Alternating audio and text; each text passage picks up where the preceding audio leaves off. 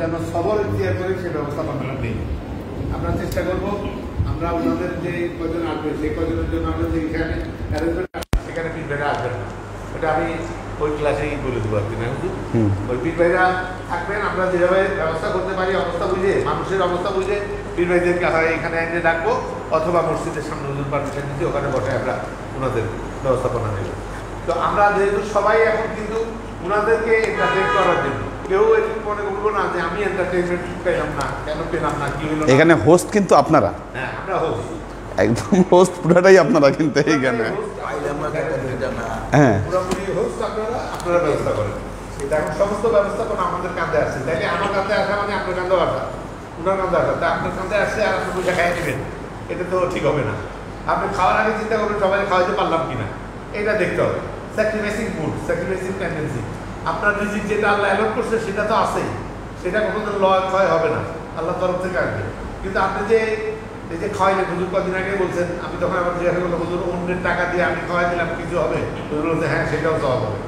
আপনি নিজের টাকা ব্যবস্থা করে খাওয়াইলেন সেটা তো সব আছেই, কিন্তু টাকাটা মজুদার ভাই, আর আমি ইয়ে করে খাওয়াইলাম, তাহলে সেখানেও আমাকে আল্লাহ মাহরুম করবেন না। তো সেই আমরা শনিবার সবাই চিন্তা করবো আজকে অর্জনের দিন, কি অর্জন করবেন? খেদমত অর্জন করবেন, খেদমত করতে চেষ্টা করবেন। ইব্রাহিম একটা ব্যবস্থাপনা নিচ্ছে যে মেয়েদের ওখানে শুধু পৌঁছায় দিয়ে আসবে। তো ইয়ং জেনারেশনদের সাথে বাবু তুমিও ব্যবস্থা করো, সবদের সাথে আলাপ করে, ইব্রাহিমের সাথে আলাপ করে ওই দোতলায় খানাটা পৌঁছায় দিলাম। পৌঁছায় দিলে দোতলার ভিতরে যে 10 জন মহিলা ঠিক করে দিবেন, তারাই ডিস্ট্রিবিউট করে খাওয়া হবে মেহমানদের, মহিলা মেহমানদের। মহিলারা দোতলায়, পুরুষরা 3 তলায়। পুরুষ মানে ওনাদের পুরুষরা 3 তলায়, আর ওনাদের মহিলারা দোতলায়। আর আমাদের কোনো মহিলা থাকবে না, আমাদের কোনো মহিলা নাই, আমাদের শুধু পুরুষদেরকে হুজুর ব্যবস্থাপনা করতে বলছে। সেই হিসাবে পুরুষরা দোতলায় বসাবো না মসজিদে বসাবো, এটা আমরা ঠিক করবো পরবর্তী পর্যায়ে, ঠিক করে হুজুর পারমিশন নিয়ে আমরা জানাই দেবো। আর আমাদের ডিস্ট্রিবিউশনটা হবে আমরা সেল বেড যেভাবে করি সেভাবে অন্যান্য সময় দরবার যেভাবে আমরা করি বেড়ে দিয়ে দেবো। এইভাবে কেউ যেন এটা মনে না করি বিয়ের খাওয়াবো এই করলো না কেন, চেষ্টা করবো আমরা হার্ড অ্যান্ড সোল চেষ্টা করবো। বাকি রহমত করার মালিক আল্লাহ, এটা আল্লাহর খাস দরবার, নিয়ামতপূর্ণ দরবার, এখানে কোনো কিছু বিফলে যায় না। হুজুর যা চিন্তা করেন সেটা আল্লাহর খাস হতে হয়। হুজুর এক চিন্তা বলেন মসজিদে আপনারা কিভাবে কি করতে পারবেন বলেন, হুজুরের শুধু এই কথাটাই, এইটাও আমি সার্কুলেট করি না, কিন্তু যেভাবে হুজুরের কথাটা সবার কাছে গেছে, কয়েকজন আগে আসলো, হুজুরের যেন মনে কোনো কষ্ট না পায়, হুজুরের মনে কোনো কষ্ট দেওয়া চলবে না। যে কোনো পর্যায়ে এটাকে সফল কাজ করতে হবে। পরবর্তীতে হুজুরকে জানালে হুজুর কাছে খাস দেওয়া চাই, আল্লাহর কাছে খাস কামনা করি, আন্তরিকতার সাথে যেন অন্তর থেকে যেন এই ব্যবস্থাপনাটা করতে পারি। এটা যেন আমার মেয়ের বিয়া, এটা যেন আমি মনে করতে পারি, আমি বা আমরা সবাই মনে করতে পারি আমার মেয়ের বিয়েতে মেহমান আসছে, আমি কি করতাম, তাদেরকে কিভাবে এন্টারটেইন করতাম, আমি কি নিজে খাইতাম না ওদেরকে খাওয়ানোর জন্য নষ্ট দিতাম, চিন্তা করে এটা বাড়ায় দেয়, ওটা চিন্তা করে যেন আমরা কাজ করতে পারি। আমার কাছে খাস দেওয়া যায়, আল্লাহর কাছে খাস কামনা করি।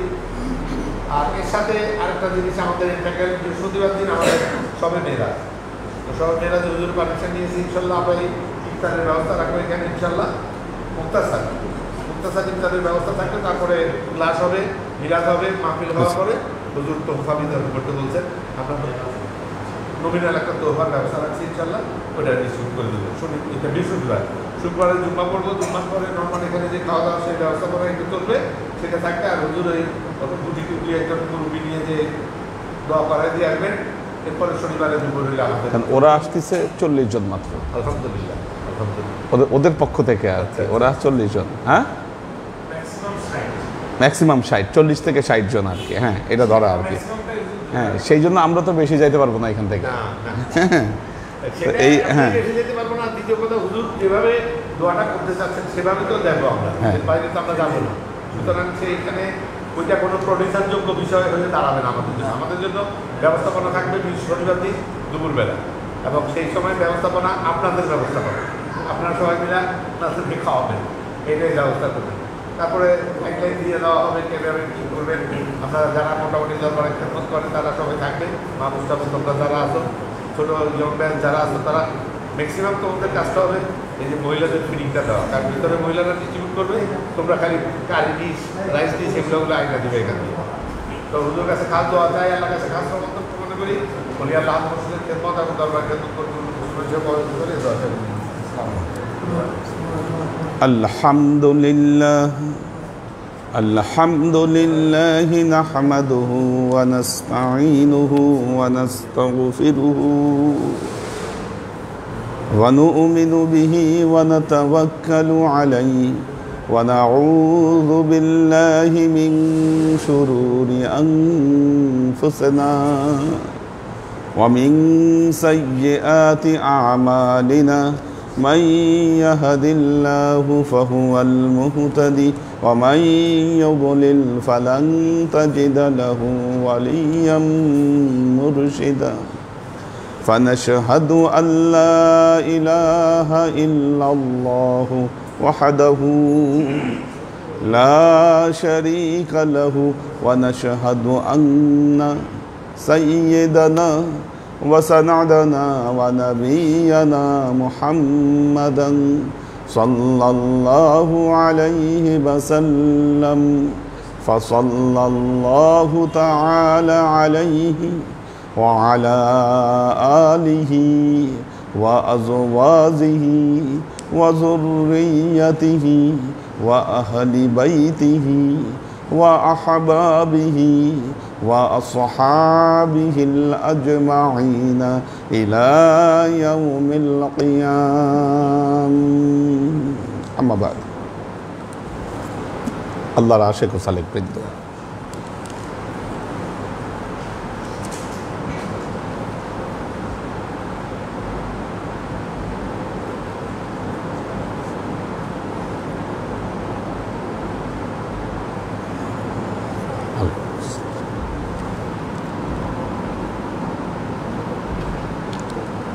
عن مالك بن صعصع أن نبي الله صلى الله عليه وسلم حدثهم عن ليلة الأسري بي আল্লাহর নবী যেভাবে মেরাজের রাতের বর্ণনা দিয়েছেন বাইনামা আনা ফিল হাতিম ওয়া রুবামা কলা ফিল হাজার মুজতাজিআন আল্লাহর নবী বলেছেন মেরাজের রাতে আমি হাতিমে ছিলাম অথবা আল্লাহর নবী এ কথা বলেছেন আমি হাজরে আসওয়াদের কাছে ছিলাম হাতিম অথবা হাজরে আসওয়াদ দুটোই বাইতুল্লাহর ভেতরে অবস্থিত একটি জায়গা দুটোর যে কোনো একটি জায়গায় হবারই সম্ভাবনা আছে কারণ আরেকটি বর্ণনায় আমরা হাজরে আসওয়াদের কথা পেয়েছি যে আল্লাহর নবী হাজরে আসওয়াদে দাঁড়িয়েছিলেন সেখানে বাইতুল্লাহকে আল্লাহর নবীর সামনে তাজাল্লি করে দেওয়া হয় এবং ওই বাইতুল মুকাদ্দাস সেটাকে দেখে আল্লাহর নবী পুরোপুরি বর্ণনাগুলো দিয়েছেন আরেকটি বর্ণনা পাওয়া যায় আল্লাহর নবী কোথায় ছিলেন কিন্তু সেই বর্ণনা পুরোপুরিভাবে রিজেক্টেড ওটা গ্রহণ করা যাবে না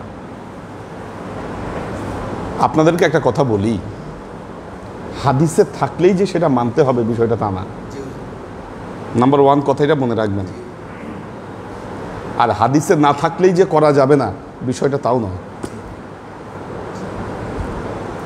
কারণ আল্লাহর নবীর লক্ষ লক্ষ হাদিসের ভেতরে আমরা কয়টাকে সংরক্ষণ করতে পেরেছি 1%ও পারিনি আমাদের সুন্নিদের হিসাবে সিয়াসেত্তার কিতাবগুলোর মধ্যে সহিহ হাদিস হিসাবে আমরা 20,000 হাদিসকে আমরা চিহ্নিত করেছি শিয়া সম্প্রদায় লক্ষাধিক হাদিসকে তারা চিহ্নিত করেছে এই যে ভেতরের গ্যাপ এটাকে পূরণ করবে কে মেরাজের বর্ণনায় দেখবেন অনেক বইগুলোতে অধিকাংশ কিতাবে একটি বর্ণনা এসেছে আল্লাহর নবী মেরাজের রাতে উম্মে হানির ঘরে ছিলেন মা উম্মে হানি উনি বললেন মা উম্মে হানি হু ইজ উম্মে হানি কে উম্মে হানি আমাদের কিন্তু অনেকেই আমরা এই খেয়ালটা করছি না উম্মে হানি কে আমি বলেছি এই বর্ণনা রিজেক্টেড কেন রিজেক্টেড আমি অনেকগুলো কারণ দেখাচ্ছি উম্মে হানি হচ্ছেন উম্মে হানি বিনতে আবি তালেব, অর্থাৎ আল্লাহর নবীর চাচা আবু তালেবের কন্যা ছিলেন উম্মে হানি, চাচাতো বোন, হজরত আলী রাদিয়াল্লাহু তাআলা আনহুর বোন উম্মে হানি। এখন বলছেন যে মেরাজের রাতে আল্লাহর নবী উম্মে হানির ঘরে ছিলেন। কোশ্চেন হচ্ছে, তো চাচাতো বোন তো গেইরে মাহারাম, কি তো গেইরে মাহারামের ঘরে আল্লাহর নবী কিভাবে শুলেন, কিভাবে ঘুমালেন? দেখেন, খুব সূক্ষ্মভাবে কিন্তু চরিত্র হননের একটা চেষ্টা, এবং এটাকে কেন্দ্র করে অনেক গল্প, অনেক বর্ণনা বানানো হয়েছে। আচ্ছা, উম্মে হানির প্রসঙ্গ কিভাবে আসলো? উম্মে হানি মক্কা বিজয়ের দিন ইসলাম কবুল করেছিলেন। মক্কা বিজয়ের দিন তিনি ইসলাম কবুল করেছিলেন উম্মে হানি। ওনার স্বামীর নাম ছিল হুবায়রা। তো যখন মক্কা বিজয়ের দিন উম্মে হানি ইসলাম কবুল করেন, হুবায়রা পালিয়ে যায় এবং পালিয়ে যাওয়ার পর সে একটা পত্র লেখে, একটা চিঠি লেখে। সেই চিঠিতে উল্লেখ করে যে আমি মুহাম্মদ রাসূলুল্লাহ, ওনার ভয়ে যে আমি পালিয়ে এসেছি বিষয়টা তা নয়, বা ওনার মতবাদকে কবুল করে আমি পালিয়ে এসেছি তাও নয়, কিন্তু আমার তীর তাকে প্রতিহত করার জন্য যথেষ্ট নয়, সেজন্য আমি চলে আসছি ওখান থেকে। ইসলাম কবুল করেনি, না করে চলে আসছে। উম্মে হানির বর্ণনায় তিনি বলছেন যে মেরাজের রাতে আল্লাহর নবী আমাদের ঘরে শুয়েছিলেন। উম্মে হানির বর্ণনায় আসছে মেরাজের রাতে আল্লাহর নবী আমাদের ঘরে শুয়েছিলেন। রাতে বেলায় তিনি আমাদেরকে নামাজের জন্য জাগিয়ে দিলেন। আমরা নামাজের জন্য উঠলাম, নামাজ আদায় করলাম। তারপর আল্লাহর নবী বললেন, উম্মে হানি, আমরা এখানে নামাজ আদায় করছি, কিন্তু আমি আজকের রাতে বাইতুল মুকাদ্দাস এবং মেরাজে আমি গমন করেছিলাম।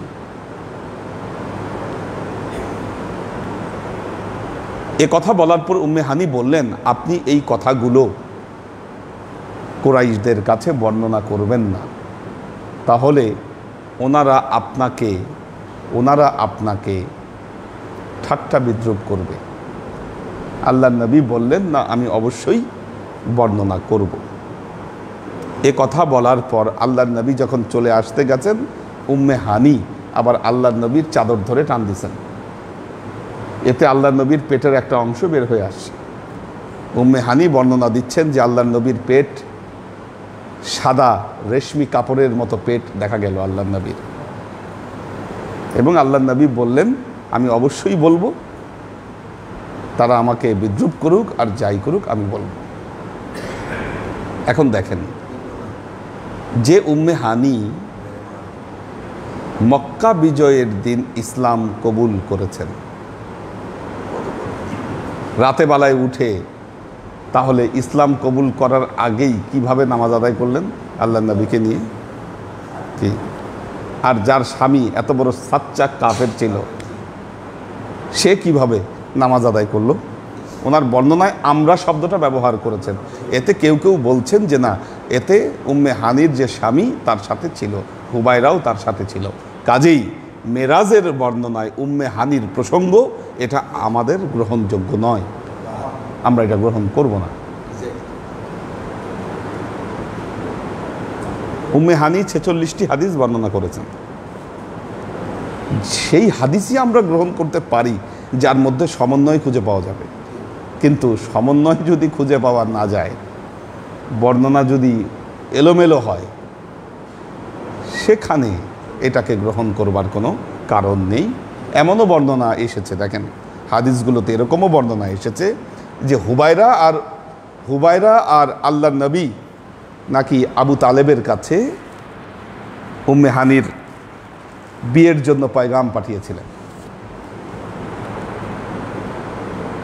মা খাদিজাকে বিয়ে করবার আগে বা নবুয়াত প্রাপ্তির আগে আল্লাহর নবী উম্মে হানিকে বিয়ের জন্য চাচা আবু তালেবের কাছে পয়গাম পাঠিয়েছিলেন, দুইজনই।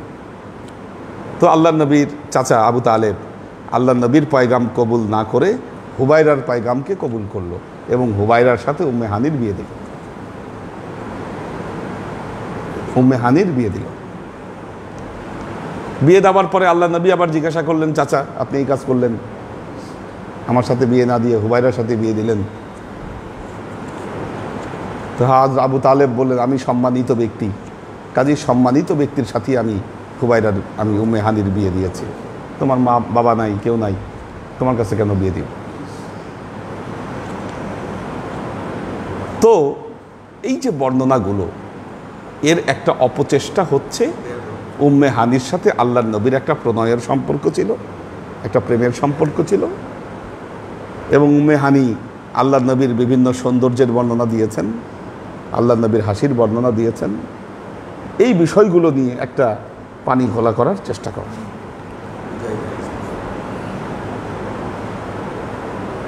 হযরত আবু তালেব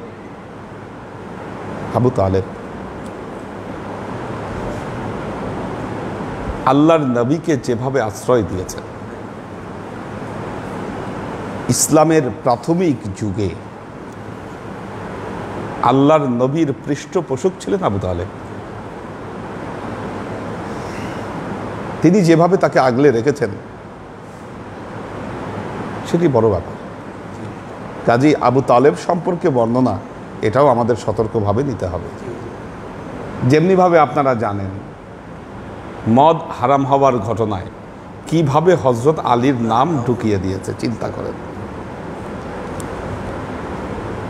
বুঝেন, বর্ণনা আসলেই, কিতাবে পেলেই ওটাকে গ্রহণ করা যাবে না, এটা মনে রাখতে হবে। হাদিসে আসছে এই ঘটনাগুলো, হাদিসের কিতাবে লেখা আছে। আরে কিতাব বড় না আমার বিবেক বড়? কিতাবে লেখা থাকলেই আমি সেটাকে গ্রহণ করব? সহিহ বুখারীর বর্ণনায় আসছে আল্লাহর নবী নিজে বলেছেন যে মেরাজের রাতে আমি হাতিমে, আবার কেউ কেউ বলেছেন যে না, আল্লাহর নবী বলেছেন আমি হাজরে আসওয়াদের কাছে ঘুমিয়েছিলাম। সেখানে আমরা রেফারেন্স হিসাবে উম্মে হানিকে টেনে আনছি কেন? এখানে প্রবলেমগুলো কোথায়? আমাদের বিবেক খোলা রাখতে হবে। তো আল্লাহর আশেক ও সালেক বৃন্দ, বাইনামা আনা ফিল হাতিম ওয়া রুবামা ক্বালা ফিল হাজার মুদতাজিআন, ঘুমন্ত অবস্থায় ছিলাম। ইদা আতানি আতিন ফাকাদ্দা ক্বালা ওয়া সামিআতু ইয়াকুল ফাশাক্কা মা বাইনা হাযিহি ইলা হাযিহি। আচ্ছা, ফাকুলতু লিল জারুদ ওয়া হুয়া ইলা জাবিনি ইয়ানি বিহি ক্বালা মান সুগরাতু নাহরিহি ইলা শি'রাতিহি। আচ্ছা, বিভিন্ন বর্ণনাকারী যেভাবে বর্ণনা করেছেন, এই বর্ণনাগুলোর বর্ণনাকারীর কয়েকজনের নাম এসেছে। কিভাবে বলেছেন যে সুগরাতান নাহরিন ইলা শি'রাতিহি ওয়া সামি'তুহু ইয়াকুলু মিন কাসবিহি ইলা শি'রাতিহি ফাখতাখরাজা কলবি। বর্ণনাকারীর বিভিন্নতায় কেউ কেউ বলেছেন জমজম কূপের কাছে নিয়ে গেলেন। জমজম, আল্লাহ নবীকে জমজম কূপের কাছে নিয়ে গেলেন। আরেকটি বর্ণনায় এসেছে একটা পাত্রের মধ্যে কোনো কিছুকে নিয়ে আসা হয়েছে, একটা পাত্র। আচ্ছা, ফাস্তাখরাজা কলবি, আল্লাহ নবী বললেন আমার কলব বের করা হলো। ফাস্তাখরাজা কলবি, সিনাকে সাক করা হলো, খুলে ফেলা হলো। ফাস্তাখরাজা কলবি, আমার কলবকে বের করা হলো। সুম্মা উতিয়াত বাতসাতা মিন জাহাবিন মামলুআতিন। এরপর আমার কাছে আরেকটি পাত্র নিয়ে আসা হলো। কিসের পাত্র? স্বর্ণের পাত্র। উতিয়াত বাস্তাতা মিন জাহাবিন মামলুআতিন, আইমা ইমানান। দেখেন, সোনার পাত্র নিয়ে আসা হয়েছে, ওই পাত্রের ভেতরে ইমানের পানি পরিপূর্ণ ছিল। কথাগুলো সবই মেটাফোর। ফা গুসিলা কালবি, সেখানে আমার কলবকে ধোয়া হলো। সুম্মা হুশিয়া, ওটাকে পরিপাটি করা হলো। সুম্মা ও ঈদা, এরপর সেটাকে আবার যথাস্থানে সেট করে দেওয়া হলো।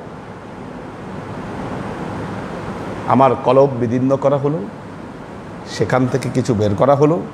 প্রথমে একটা পাত্রে ধোয়া হলো, তারপর আরেকটি ঈমান দ্বারা পরিপূর্ণ একটা স্বর্ণের পাত্র নিয়ে আসা হলো, সেখানে আবারও সেটাকে ধৌত করা হলো এবং পরিপাটি করে সেটাকে যথাস্থানে ফিরিয়ে দেওয়া হলো, যথাস্থানে সেট করে দেওয়া হলো।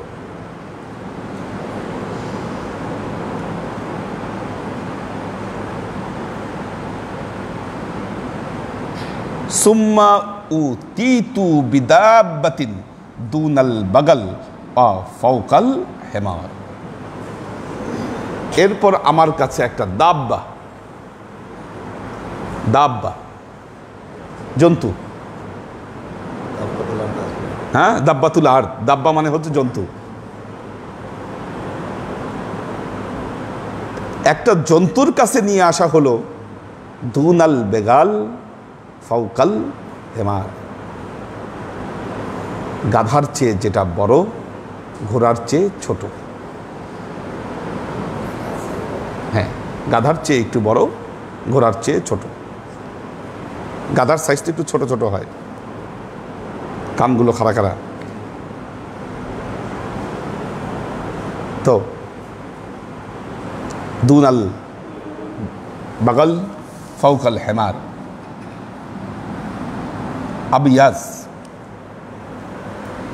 আবিয়াজ সাদা। কত স্পষ্ট বর্ণনা, সাদা। আচ্ছা, ফাকাল লাহুল জারুদ হুয়াল বুরাক, জারুদ হচ্ছে বর্ণনাকারীর নাম, তিনি বলছেন হুয়াল বুরাক, ওই জানের নাম হচ্ছে বুরাক। আচ্ছা, ইয়া আবা হামজা قال আনাস নাআম ইয়াদাউ খাতওয়াতাহু ইনদা আকসা তরফিহি।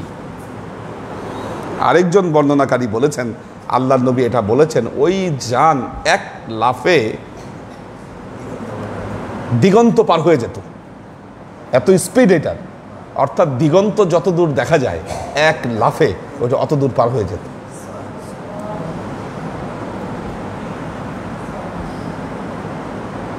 তার মানে একটা ঘটনা দেখেন,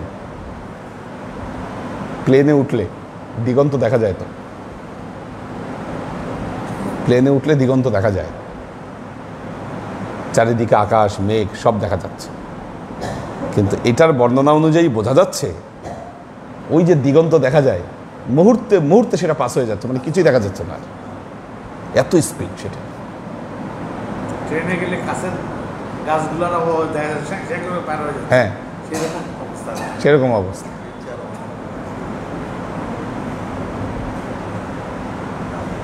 তো এখন তো অনেক স্পিডে ট্রেন বের হয়েছে, হ্যাঁ। তো খাতওয়াতাহু ইনদাল আকসা তরফিহি ফাহুমিলতু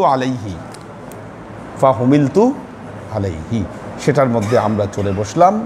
ফাং তলাকা বি জিব্রাইল হাত্তা ইলা সামাইদ দুনিয়া, জিব্রাইলও আমার সাথে উঠলেন, উঠে আমরা রওনা করলাম এবং দুনিয়ার আকাশে পৌঁছায় গেলাম। এই যে নীল আকাশ উপরে, ওখানে আমরা পৌঁছায় গেলাম।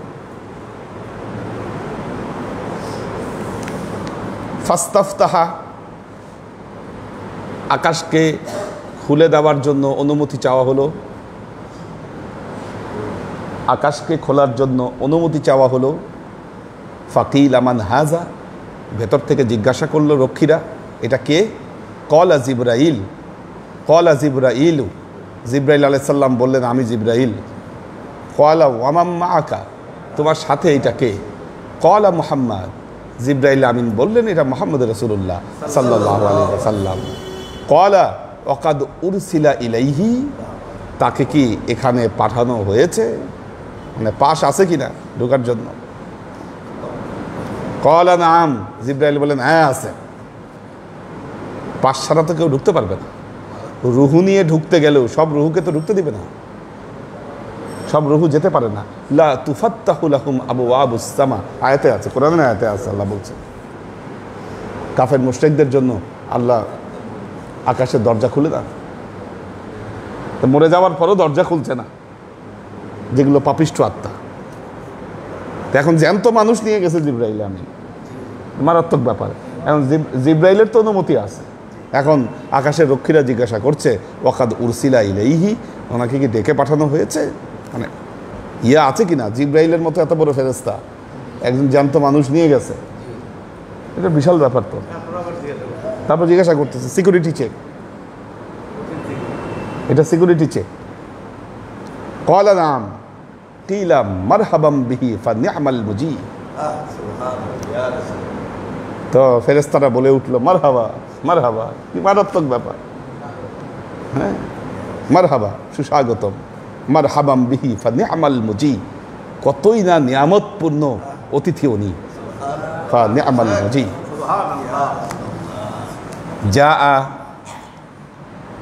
জাআ ফুতিহা ফালাম্মা খলাস্তু ফাইদা ফিহা আদামু, আমি ঢুকলাম, ঢুকে সেখানে হজরত আদম আলাইহিস সালামকে দেখতে পেলাম। প্রথম আসমান হজরত আদম আলাইহিস সালাম। ফাকালা হাযা আবুকা আদম ফাসাল্লিম আলাইহি, জিবরাইল আমিন বললেন এটা আপনার আদি পিতা আদম, আপনি তাকে সালাম দেন। ফাসাল্লামতু আলাইহি, আমি তাকে সালাম দিলাম। ফারাদ্দাস সালাম, তিনি সালামের উত্তর ফিরিয়ে দিলেন, উত্তর দিলেন, জবাব দিলেন। সুম্মা ক্বালা মারহাবাম বিল ইবনি সালেহ ওয়ান নবিয়্যিস সালেহ, উনি বললেন আমার উত্তম সন্তান, উত্তম নবীকে সুস্বাগতম। মারহাবাম বিল ইবনি সালেহ ওয়ান নবিয়্যিস সালেহ। সুম্মা সায়দা, ওখান থেকে আবার জিবরাইল আমিন আমাকে নিয়ে উঠতে শুরু করলেন। হাত্তা আতাস সামা আস-সানিয়া, উঠতে উঠতে দ্বিতীয় আসমানে চলে আসলেন। তার মানে ঘটনাটা কি দেখেন, প্রথম আসমানের উপর আরেকটা জগৎ, জগৎ যেখানে ফেরেশতারা আছে, আদম আলাইহিস সালাম আছে, ওইটার উপরে আবার আকাশ আছে, মানে ওইটা একটা আরেক দুনিয়া, পুরো একটা। আল্লাহ কোথায় কোন আসমানে কারে কেমনে রাখবে আমরা কিছু বলতে পারি না। কোনটা আসমান কোনটা জমিন আমরা কতদূর জানি কি? হ্যাঁ, ওগুলো পুরাই রিজেক্টেড কথা। ইমানদার হলে এটা বিশ্বাস করতে হবে আপনাকে। তা আমরা যে জমিনে অবস্থান করছি সেটা আবার কত নম্বর আসমান বা কোন জমিনের আসমান এটাও আমরা জানি না, আল্লাহ ভালো জানেন, বুঝছেন না? ওই আসমান থেকে আরেক আসমানে, কারণ সুম্মা সয়দা, আবার উঠতে শুরু করলেন। হাত্তা আতাস সামা আস-সানিয়া, দ্বিতীয় আসমানে চলে আসলেন। ফাস্তাফতাহা ফাফুতিহা, অনুমতি চাওয়া হলো, আকাশ খুলে দেওয়া হলো। ফালাম্মা খালাস্তু ফাইদা ইয়াহইয়া ওয়া ঈসা, দ্বিতীয় আসমানে কারে পেলাম? হযরত ইয়াহইয়া আলাইহিস সালাম এবং ঈসা আলাইহিস সালাম। ওয়াহুমা ইবনাল খালা, তারা দুইজন খালাতো ভাই ছিলেন, দুই খালাতো ভাই, হযরত ইয়াহইয়া আলাইহিস সালাম এবং হযরত ঈসা আলাইহিস সালাম, খালাতো ভাই দুইজন দ্বিতীয় আসমানে। তার মানে ঈসা আলাইহিস সালাম এখন দ্বিতীয় আসমানে আছেন, ওখান থেকেই এই আসমানে নেমে আসবেন, দ্বিতীয় আসমান থেকে নেমে আসবেন। ক্বালা হাযা ইয়াহইয়া ওয়া ঈসা ফাসাল্লিম আলাইহিমা, এদের দুইজনকে সালাম দেন। ফাসাল্লামতু, আমি সালাম দিলাম। ফারাদ্দা, তারা সালামের উত্তর দিলেন। সুম্মা ক্বালা মারহাবাম বিল আখিস সালেহ ওয়ান নবিয়্যিস সালেহ, আমাদের উত্তম ভাই উত্তম নবীকে সুস্বাগত।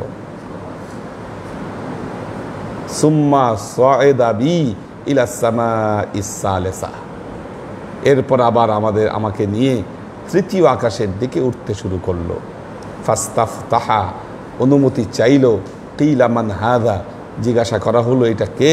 ক্বালা জিবরাইল, জিবরাইল বললেন আমি জিবরাইল। কিলা ওয়া মান মাআকা, তোমার সাথে কে? ক্বালা মুহাম্মদ, ইনি হচ্ছেন মুহাম্মদ রাসূলুল্লাহ সাল্লাল্লাহু আলাইহি ওয়াসাল্লাম। কিলা কিলা ওয়াকাদ উরসিলা ইলাইহি, তাকে কি ডেকে পাঠানো হয়েছে? ক্বালা নাম, বললেন হ্যাঁ ডেকে পাঠানো হয়েছে। কিলা মারহাবাম বিহি, বললেন সুস্বাগতম। ফা নি'মাল মুজি, কতই না উত্তম পর্যটক তিনি, কতই না উত্তম অতিথি। জা বিহি ফা ফুতিহা ফালাম্মা খালাস্তু ইজা ইউসুফ, তৃতীয় আসমানে ঢুকে কাকে পাইলাম? হযরত ইউসুফ আলাইহিস সালামকে। ক্বালা হাযা ইউসুফ, জিবরাইল আমিন বললেন ইনি ইউসুফ। ফাসাল্লিম আলাইহি, তাকে সালাম দেওয়া হোক। ফাসাল্লামতু আলাইহি ফারাদ্দাস সালাম, সালাম দিলাম, সালামের উত্তর সে দিলেন। মারহাবাম বিল আখিস সালেহ, জিবরাইল আমিন ওই ইউসুফ আলাইহিস সালাম বললেন আমার উত্তম ভাইকে সুস্বাগতম। ওয়ান নবিয়্যিস সালেহ, উত্তম নবীকে সুস্বাগতম। সুম্মা সায়দা, আবারও উঠতে শুরু করলেন। হাত্তা ইলা সামাইর রাবিআ, উঠতে উঠতে চতুর্থ আসমানে চলে আসলেন। ফাস্তাফতাহা, খুলে দেওয়া হলো, আকাশ খোলার অনুমতি চাওয়া হলো। কিলা মান হাযা, জিজ্ঞাসা করা হলো ইনি কে? ক্বালা জিবরাইলু, জিবরাইল আলাইহিস সালাম বললেন আমি জিবরাইল। কিলা ওয়া মান মাআকা, জিজ্ঞাসা করা হলো তোমার সাথে কে? ক্বালা মুহাম্মদ, ইনি হচ্ছেন মুহাম্মদ রাসূলুল্লাহ সাল্লাল্লাহু আলাইহি ওয়াসাল্লাম। কিলা ওয়াকাদ উরসিলা ইলাইহি, তাকে কি এখানে ডেকে পাঠানো হয়েছে? ক্বালা নাম, বললেন হ্যাঁ। কিলা মারহাবাম বিহি ফা নি'মাল মুজি, সুস্বাগতম, কতই না উত্তম অতিথি তিনি। জা ওয়া ফুতিহা ফালাম্মা খালাস্তু ইলা ইদরিস, কোন আকাশে? চতুর্থ আসমানে আমি হযরত ইদরিসকে পেলাম।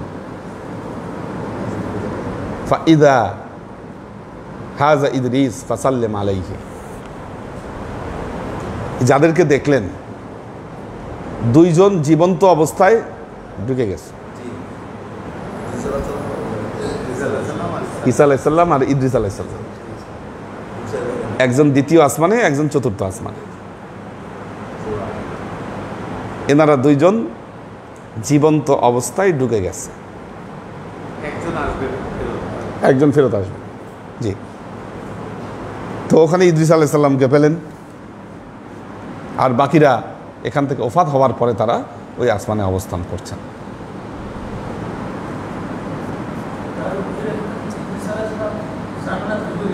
হ্যাঁ জি, তার মানে চতুর্থ আসমানে ওখানে জান্নাত আছে, জান্নাত আছে।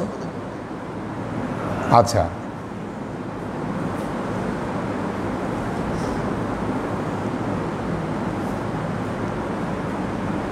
তো জান্নাত এবং জাহান্নাম, জান্নাতের নাম সংখ্যা, পবিত্র কোরআনে জান্নাতের যে সংখ্যাগুলো বলা হয়েছে, নামগুলো উল্লেখ করা হয়েছে, দারুল খুলদ, দারুস সালাম, এই যে এইভাবে কিন্তু নামগুলো সংগ্রহ করা হয়েছে। ওয়ালাকাদ রাআহু নাজলাতান উখরা ইনদা সিদরাতিল মুনতাহা ইনদাহা জান্নাতুল মাওয়া। বোঝা গেল সিদরাতুল মুনতাহার পাশে হচ্ছে জান্নাতে মাওয়া, আল্লাহর আরশের সাথে লাগানো আবার ফেরদৌস। এইভাবে আর কি জান্নাত একটার উপর আরেকটা। তো এরপর কি করলাম? পঞ্চম আসমানে চলে আসলাম, অনুমতি চাওয়া হলো, জিজ্ঞাসা করা হলো কে? জিবরাইল আমিন বললেন আমি জিবরাইল। সাথে কে? মুহাম্মদ রাসূলুল্লাহ সাল্লাল্লাহু আলাইহি ওয়াসাল্লাম। একইভাবে সব আকাশ খুলে দেওয়া হচ্ছে, একই বর্ণনা সবগুলোর ব্যাপারে। কিলা মারহাবাম ফা নি'মাল মুজি জা ফালাম্মা খালাস্তু ফাইদা হারুন। প্রথম আসমানে আদম আলাইহিস সালাম, দ্বিতীয় আসমানে ঈসা এবং ইয়াহইয়া আলাইহিস সালাম, তৃতীয় আসমানে ইউসুফ আলাইসাল্লাম, চতুর্থ আসমানে ইদ্রিস আলাইসাল্লাম, পঞ্চম আসমানে হারুন আলাইসাল্লাম। ক্বাল হাযা হারুন ফাসাল্লিম আলাইহি, বললেন ইনি হারুন, এনাকে সালাম দেন। ফাসাল্লামতু আলাইহি, আমি তাকে সালাম দিলাম। ফারাদ্দাস সালাম, তিনি সালামের উত্তর দিলেন। সুম্মা ক্বালা মারহাবাম বিল আখিস সালিহ ওয়ান নাবিয়্যিস সালিহ, একইভাবে তিনি মারহাবা জানালেন। সুম্মা সায়দা হাত্তা আতা ইলা সামাইস সাদিসা, উঠতে উঠতে ষষ্ঠ আসমানে চলে আসলাম। ফাস্তাফতাহা, অনুমতি চাওয়া হলো, একইভাবে জিজ্ঞাসা প্রশ্ন উত্তর হলো। ফাইদা হিয়া মূসা, ষষ্ঠ আসমানে কাকে পাইলেন? হযরত মূসা আলাইহিস সালামকে পাইলেন। ক্বালা হাযা মূসা ফাসাল্লিম আলাইহি ফাসাল্লামতু, মূসা আলাইহিস সালামকে সালাম দেওয়ার কথা বলা হলো, আমিও সালাম দিলাম। ফারাদ্দা, সালামের উত্তর দিলেন। সুম্মা ক্বালা মারহাবাম বিল আখিস সালিহ ওয়ান নাবিয়্যিস সালিহ, একইভাবে তিনি সুস্বাগত জানালেন। ফালাম্মা তাজাওয়াজাত বাকা, কিন্তু ষষ্ঠ আসমান থেকে যখন চলে আসতে শুরু করলাম, মূসা আলাইহিস সালাম কেঁদে দিলেন, কান্না শুরু করলেন। বাকা কিলা লাহু মা ইউবকিকা, তাকে জিজ্ঞাসা করলো সবাই, কান্দেন কেন, কাঁদছেন কেন, কেন কাঁদেন? মা ইউবকিকা, ক্বালা উবকি লিআন্না গুলামান বুইসা বাদি, গোলামানের ব্যাখ্যাটা এখানে লেখা আছে। কি ব্যাখ্যা লিখেছে? গোলামান, আচ্ছা, গোলামান ক্বালাল কিরমানি যিকরুল গোলাম লাইসা তাহকির ওয়াল ইস্তিসগার বাল হুয়া তাযীম। আচ্ছা, মান্নাতুল্লাহি আলা রাসূলিল্লাহ সাল্লাল্লাহু আলাইহি ওয়াসাল্লাম মিন গায়রি তুলুল উমর ইনতাহা গায়রি তারিকিল গোলাম ওয়া, আচ্ছা,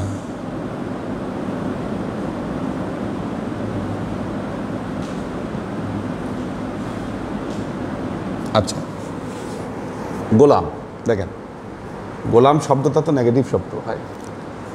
গোলাম মানে কি? গোলাম কেরমানি হাদিস ব্যাখ্যাকারী, তিনি বলেছেন এখানে গোলাম শব্দটি দাস অর্থে আসেনি, বরং গোলাম শব্দটি এখানে তাজিমের জন্য এসেছে। গোলাম মানে যারা বালক তাদেরকেও গোলাম বলা হয়, আরবিতে তাদেরকেও গোলাম বলে, বালকদেরকে। আসলে এখানে বলতে চাচ্ছেন যে এত ইয়াং ম্যান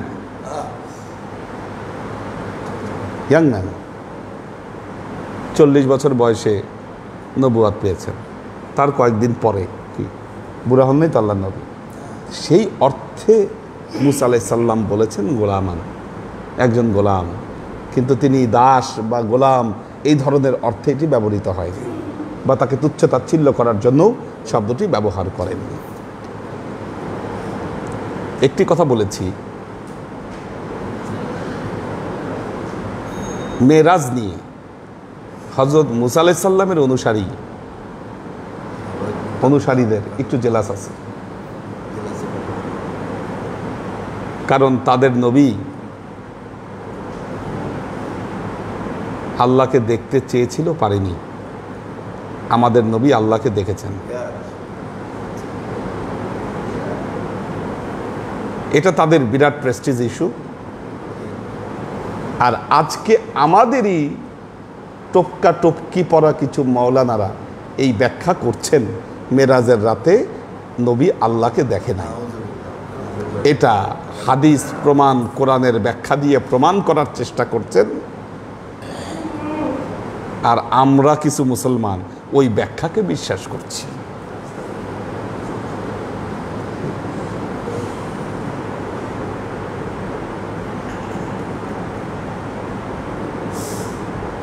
একটু আগে দেখলাম, আমি আসার আগেই একজন মাওলানা ওয়াজ করতেছে, নবী আল্লাহকে দেখে নাই। কেন দেখে নাই? তার যুক্তি ওয়ালাকাদ রাআহু নাজলাতান উখরা, তাকে দ্বিতীয়বারের মতো দেখলো। উনি যুক্তি তুলতেছে, তাহলে প্রথমবার কোথায় দেখলো? বলল তাকে দ্বিতীয়বার সিদরাতুল মুনতাহার কাছে দেখলো, তাহলে প্রথমবার কোথায় দেখলো? ওইটার উত্তর নাকি কেউ খুঁজে পায় না। এই জন্য এখানে জিব্রাইল অর্থই হচ্ছে মেন। আরে বাবা, প্রথমবার তো আল্লাহর আরশে দেখছে, খুঁজে পাও না কেন? আর জিব্রাইলকে নাকি আল্লাহ নবী খালি 2 বার দেখছে, আর দেখে নাই। এগুলো অবান্তর কথাবার্তা।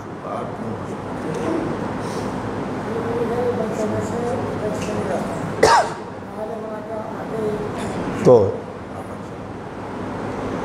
ইসলাম এগুলোর মত প্রবক্তা নির্দিষ্ট জায়গা থেকে এই সমস্ত কথার উৎপত্তি। আমরা বাপের জন্ম এগুলো কথা শুনিনি। আপনারা শুনছেন কোনোদিন এগুলো কথা? বলতেছে এটা প্রচলিত ভুল ধারণার অপনোদন, প্রচলিত ভুল ধারণার অপনোদন। প্রচলিত ভুল ধারণা কি? নবী মেরাজে গিয়ে আল্লাহকে দেখেছে, এটা নাকি ভুল ধারণা। আর এই ভুল ধারণার অপনোদনের জন্য আজকে সবাই উঠে পড়ে লেগেছে এই সমস্ত মুসলমানেরা। কত বড় আহাম্মক! এখন বোঝা গেল মুসা নবীর অন্তরে একটু জ্বালা লাগছে। আমরা বলবো না উনি হিংসা করেছেন। হিংসা এক জিনিস, ঈর্ষা আরেক জিনিস। কেন্দ্রেই ফেললেন।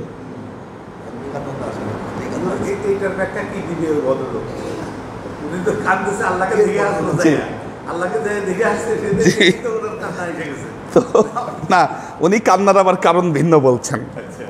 কান্নার কারণটা আবার এখানে ভিন্ন বলা হয়েছে। তো কি বলা হলো? মা ইউবকিকা, কিসে আপনাকে কান্দাচ্ছে?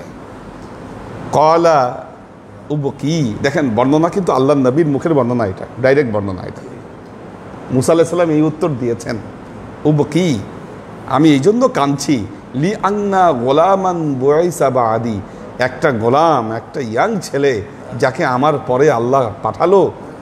আচ্ছা, ইয়াদখুলুল জান্নাতা মিন উম্মাতিহি আকসারা মাই ইয়াদখুলুহা মিন উম্মাতি, অথচ আমার উম্মতের চাইতে এনার উম্মত অনেক বেশি পরিমাণ জান্নাতে প্রবেশ করবে। আমি এই দুঃখে কাঁদতেছি। আমার উম্মত এত পরিমাণ জান্নাতে প্রবেশ করতে পারবে না। আমি তো এত তাদেরকে কনভিন্স করতে পারলাম না, কিন্তু ওনার উম্মতের মধ্যে এত দলে দলে জান্নাতে ঢুকবে, এটা চিন্তা করে আমি কাঁদছি।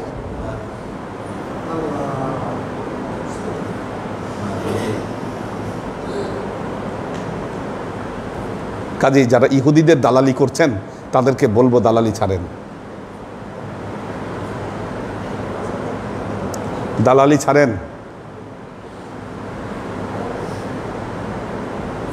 নবীর উম্মতের দলে আসেন। সামান্য টাকা পয়সার লোভে কোরআনের অপব্যাখ্যা করেন না, কোরআনের অপব্যাখ্যা করেন না। ওয়ালা তাশতারু বিআয়াতিনা সামানান কলিলা, এটার ব্যাখ্যা করছেন যে কোরআন পড়ায় তোমরা টাকা পয়সা নিও না। আরে এটার ব্যাখ্যা তো এটা না। আপনারা যে অপব্যাখ্যা করছেন টাকা খায়ে, এটাই হচ্ছে এটার ব্যাখ্যা, যে সামান্য টাকার জন্য কোরআনের অপব্যাখ্যা করো না। ওয়ালা তাশতারু বিআয়াতিনা সামানান কলিলা, সামান্য টাকা পয়সার জন্য আমার কোরআনের অপব্যাখ্যা করো না।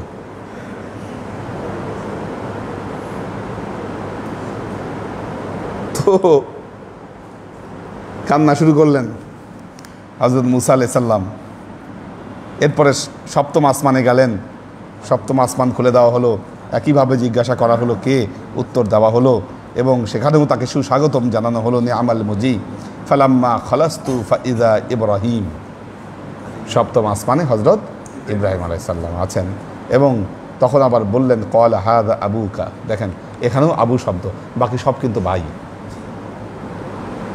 আদম আলাইহিস সালাম বাবা, ইনিও বাবা,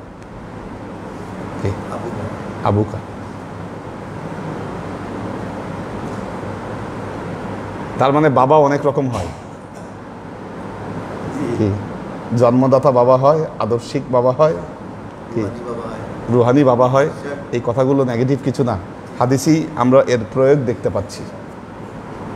কি কি বাবা বললে কটাক্ষ করার কিছু নাই, বলতেই পারে।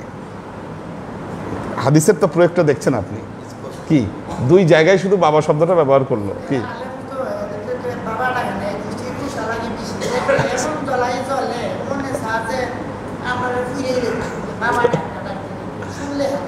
তো সবাইকে তো বাবা ডাকে নাই। হযরত আদম আলাইহিস সালামকে বাবা ডাকছে আদি পিতা, হযরত ইব্রাহিমকে বাবা ডাকছে আদর্শিক পিতা। কি কাজে পিতা আদর্শিকও হতে পারে, জন্মদাতাও হতে পারে।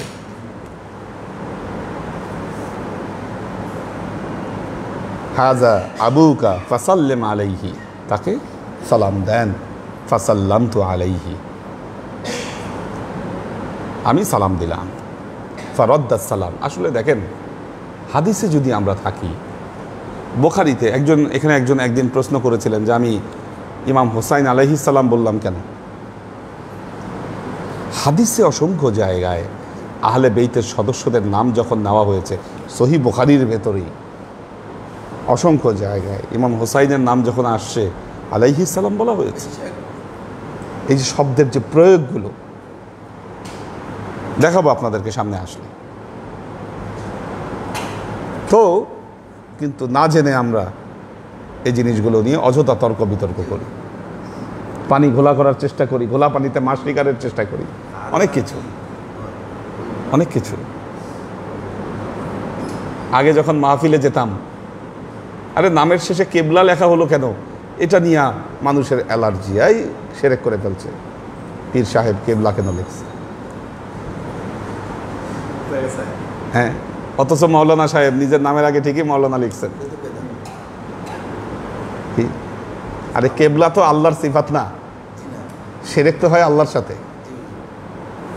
আল্লাহ তো নিজেই বলেছেন ফানি আমাল মাওলা ওয়া নি'মান নাসির। কি মাওলা তো আল্লাহর সিফাত।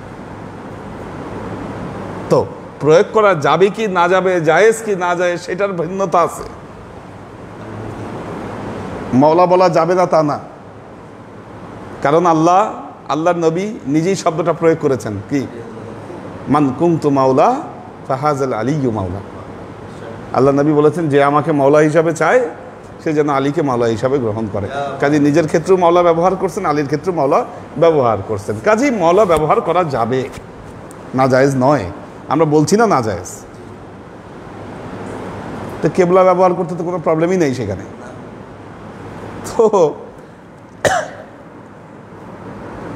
অনেকে হয়তো এই ওয়াজ যখন দেখতেছেন অনলাইনে, বলতেছেন হুজুর বিভ্রান্তি ছড়াচ্ছে, কি মতবাদ বলতেছে, কেন তার মতের সাথে মিলছে না।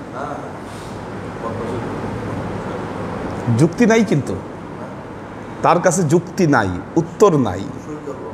তাহলে এখন যুক্তি নাই, উত্তর নাই, এটাকে ডিফেন্স করবে কিভাবে? আকিদা সহি না। আরে বাবা কেন সহি না, সহি গলত কেন? কোনো যুক্তি তার কাছে নাই।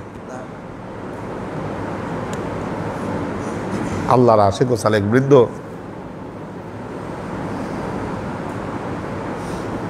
বদনাম না করে সামনে আসে, আল্লাহর আশিক ও সালেক বৃন্দ। সময় অনেক হয়ে গেছে, আসলে একটু শেষ করে দেই হাদিসটা, আর বেশি দূর মনে হয় নাই। আচ্ছা, নেক্সট ক্লাসই শেষ করব। একটু প্রায় চলে আসছে, আমরা হযরত ইব্রাহিম আলাইহিস সালাম পর্যন্ত আমরা বর্ণনায় এসেছি। দাও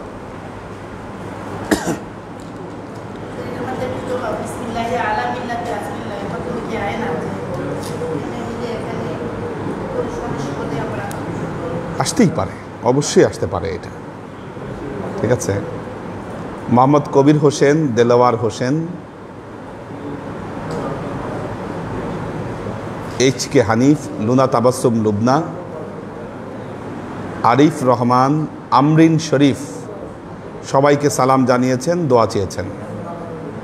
কোরবান আলী, আনোয়ারা শরীফ, ওমর শরীফ, মনিরুজ্জামান মিন্টু, আমার বন্ধু মানুষ, ওনারা দোয়া চেয়েছেন। নুসরাত রুনা, একে আজাদ, সালাম সিয়াম আহমেদ, মোহাম্মদ শামীম, ফেরদুস নাহার আউয়াল, শোয়েব খান, পর্ণা বিনতে কাদির সালাম জানিয়েছেন, দোয়া চেয়েছেন। আব্দুল হোসাইন পারভেজ, তোহফা লাবিব, আমিনা ওয়াদুদ সালাম জানিয়েছেন, দোয়া চেয়েছেন। নূর হোসেন খোকন, হাবিবা আক্তার জেনি, আব্দুল হোসাইন পারভেজ বলেছেন আমার বইয়ের জন্য দোয়া করবেন, আল্লাহ রহম করুন। মাহফুজুল হক উজ্জ্বল,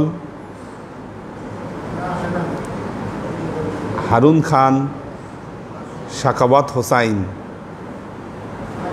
সালাম দিয়েছেন, দোয়া চেয়েছেন। মোহাম্মদ আজাদ, মাহের আফজুল নিসা, ওয়াসিম খান, সাগর সরকার, দুরন্ত বালক, আখেরের ছেলে, মহসিনুদ্দাইয়ান, পাখির ভেজ এবং আমাদের হাসিব ভাই আছেন আমাদের সাথে, হাসিব ভাই আছেন। মোহাম্মদী তায়েবা, মোহাম্মদ টিটু খান, সেলিনা খান মজলিস, মোহাম্মদ আল মামুন আসিফ, আব্দুল হাফিজ সালাম দিয়েছেন, দোয়া চেয়েছেন।